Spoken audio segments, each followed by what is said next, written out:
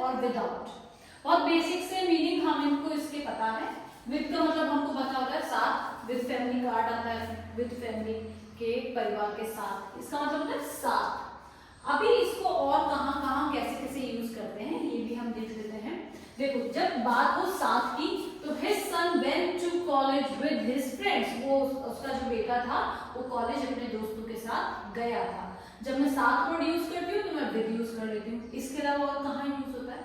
इसके अलावा जब सेंटेंस में से आए या के द्वारा आए तो वहां पे भी हम विद का ही यूज करते हैं। Like her eyes is filled with tears, उसकी आंखें आंसुओं से भरी हुई है। तो जो वर्ड था से, उसके लिए मैंने विद का यूज किया।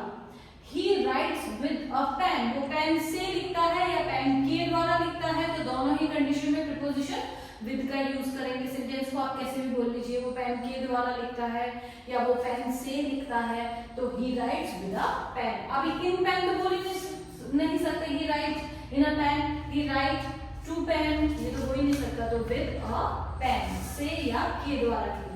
इसके अलावा था तरीका। तरीका किसी भी काम को करने का जो तरीका होता है उसके लिए भी हम विद का यूज करते हैं। जैसे the soldiers fought with courage, जवान जो थे वो बहुत बहादुरी से लड़े थे।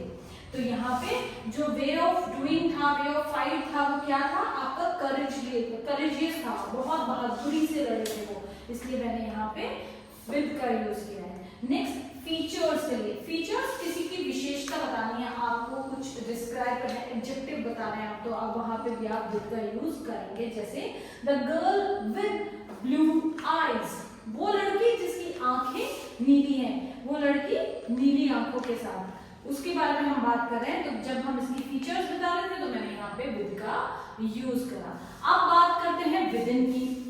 विदिन क्या होता है बच्चे? विदिन होता है के अंदर। अब स्पेसिफिकली ये दो चीजों के लिए यूज होता है, टाइम या प्लेस, कि आप 2 घंटे के अंदर अंदर आ जाएंगे या वो उस जगह के अंदर है, किसी जगह के लिए बताना है। जैसे यहाँ पे Patna junction is within 2 kilometre, 2 kilometre के अंदर ही पटना जंक्शन है।